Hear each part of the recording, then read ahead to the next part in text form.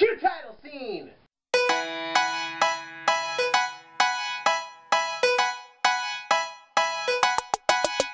Anyone who doesn't hear that song and doesn't want to rock out is not human.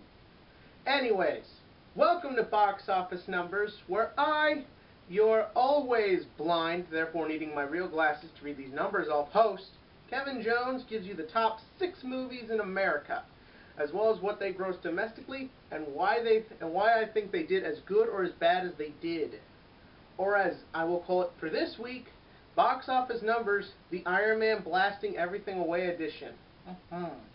This film has officially become the second biggest opening since the Avengers.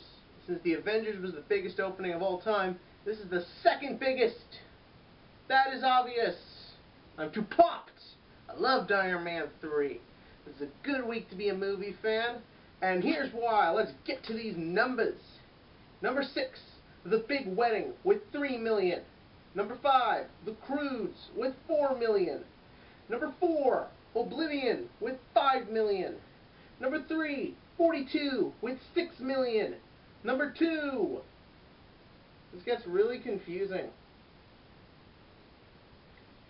Did I really just write that? Looks like I drew a picture of a penis. Oh! Pain and Gain! That's why! That film came in with 76 million, yeah. Oh no, wait. 7 million. Yeah, once I heard that that film was still doing good, I kind of didn't want to do this anymore. But, number 1, Iron Man 3 with $175 million. Look here and you can see these numbers. According to these numbers, we can now actually afford to build all those overdone, ridiculously overused Iron Man suits from the end of the movie. Yeah, that's money. That's cash. Our economy needs it. In fact, this film made so much money overseas, it was done and paid for by Tuesday. So therefore, this film, anything that happens here is pure profit. Moolah. So that way they can get Robert Downey Jr. back for Avengers 2. Yeah, you know what I'm talking about. Now, let's get on to the explanations for this. The Big Wedding.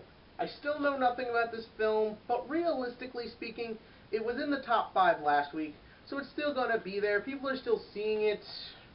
I'm not, but I'm sure someone did. Did make a lot of money. This film was probably done cheap, so it's probably done fine. Don't expect to ever hear about it again after it's over. Then we have The Croods. Animation domination. Yeah. And then I'm pretty certain every kid in America and the world right now would rather see Iron Man 3 than a bunch of cavemen. Nicolas Cage, eat your heart out. Then we've got Oblivion. Tom Cruise movies should not do like this. You'd expect them to be a bigger box office draw. If anything, stay consistently at 1 for 2 weeks. It has done well enough that it's stayed in the top 5. But realistically speaking, you better do something quickly to save the day. My recommendation, a junk shot pick. And finally, we've got... No, wait. I've still got to talk about it. But before that, next is 42, the Jackie Robinson story. It's baseball season.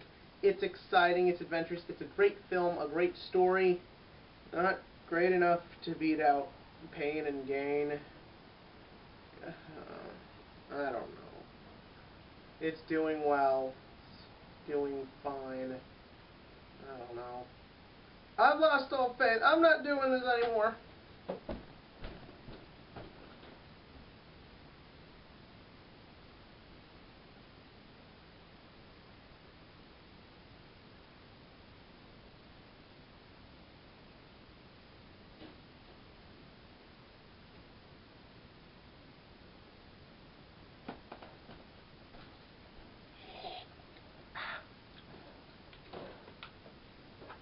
In situations like this, I need some cocoa.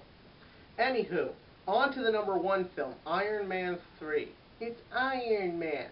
What do you people expect? It's an amazing film, action thrill ride. This was the guy who carried the Avengers. He started this whole Marvel Cinematic Universe.